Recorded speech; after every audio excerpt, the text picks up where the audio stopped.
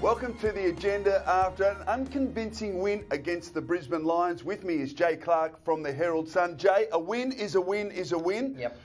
Wasn't that convincing? We'll get to that in just a moment, but great to see one of your favourites back in the team. Matty Scharenberg, you know I've been a big fan of this man for a long time. Shades of Sean Burgoyne. You're right at the weekend. And with Brisbane drew within 10 points in that third quarter, you did start to get a little bit nervous. They won by 45. I think they would have liked to won by 60 to 80, be a bit more accurate. But you're right, Matthew Scharenberg, I think it was just great to see him get out there after 630 days since his last senior game. He's cool in a crisis, this man, Chriso. We know a lot about his injuries, etc. He's had an absolutely horrible run, but his kicking and his composure in particular, Chriso, is what is going to make him, hopefully, a long-term elite player. How good can he be? Well, in his draft year, I thought he was the second or third best player in it for a while. Wow. He's got great intercepting skills. He can read the game, and that's what we're going to see as he builds more confidence. I think in the pre-season, he was still hesitant a few times. Like, there was a couple of ground balls in the pre-season. I saw him almost step back a little bit. And that's what happens when you've done two knees, Chriso. But I think as he plays his next 50 games, I think he's here to stay in a senior team. We'll see him become, hopefully, an elite player if he can build his body up. Jamie Elliott, talking about big stories out of this game, he was clearly one. Yeah, he was an absolute superstar. Kicked 4 goals for yesterday. He's kicked 17 goals in 7 games after missing the entire season last season. So to have him back, I think sometimes you forget how good he is. For a player of his height, his ability to overhead mark is phenomenal. He's a great crummer. His pressure has been superb. He's an all-round player. He really is. And as I say, I think given his absence, you sometimes forget how good he is. And he's made a massive difference to this forward line. He's the go-to target, second behind Darcy Moore. And what he's able to do is just give the forward line something a bit different. Now, Collingwood did go with the small forward line again with just Moore and also Grundy as the two big guys. It worked again.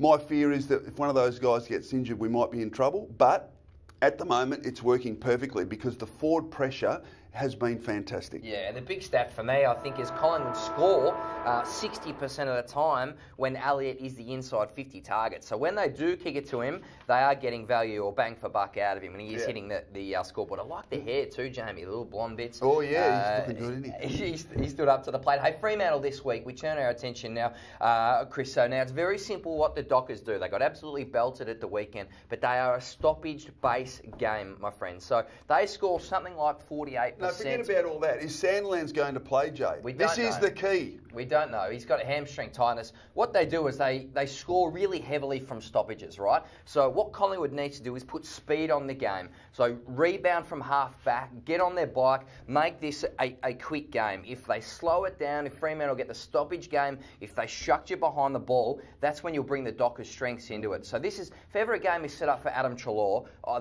mean, this is it, because he's got the wheels, he's got the run and carry, and the meterage to be able to run, get up and down Subiaco Oval. So Nathan Buckley has never won in Perth. No. Now, we did say that 2 weeks ago. We did raise that stat v Hawthorn, never beaten Hawthorn. So can we do it? I think so. I mean, you look at the percentage. The percentage is the key indicator. Fremantle percentage of 80, Collingwood percentage of 100. The percentage never lies, Chriso. Right. So while the Dockers are above Collingwood, I'll be picking the Pies. Okay, so let's just look beyond that because the following week is a massive game against Melbourne. Collingwood haven't beaten Melbourne for the last 3 years on Queen's birthday.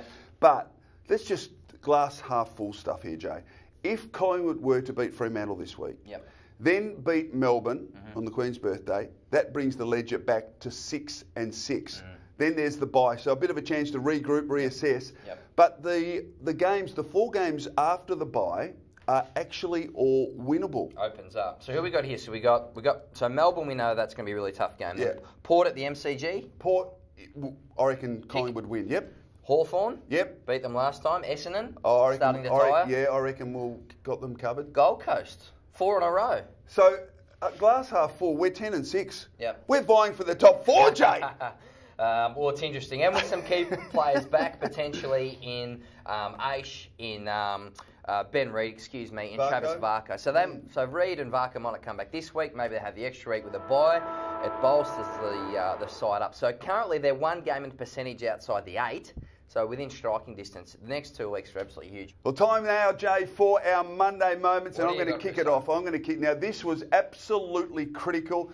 Third quarter, Brisbane coming hard, and have a look at this effort from Tyson Goldsack. Dispossesses little Louis Taylor, gathered the footy in one arm, threaded the handball to Treloar, which set this goal up to Lyndon Dunn, who is just sniffing down from full back.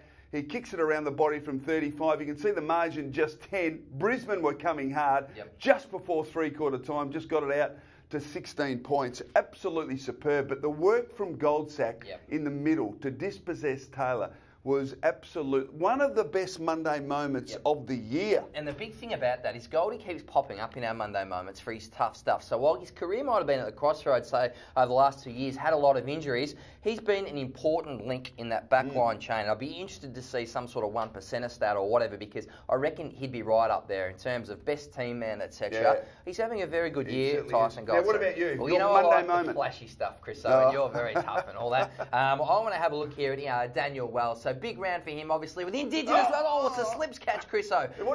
The kick from Treloar barely got into his boot. He was very lucky, but Daniel Wells, and he kicks those goals, doesn't he? So the diving slips mark. When it was wet early, he was quite clean, I thought, Chriso. Didn't have his biggest day, etc. There were a couple of moments earlier where I thought he was very good. And in the back half of the season, remember he hardly had a pre-season. He's going to come to the fore, I think, in the second half of the year, Daniel Wells. Still got a lot of good footy left, I think, mate. Okay, so 2 weeks, 2 games before the bye, Fremantle and Melbourne. A couple of wins there, then 4 winnable games after the bye, 10 and 6, Jay, top 4 material. We are glass half full here, and we're looking forward to this big game against Fremantle. Hope you enjoyed the agenda. We'll see you next week.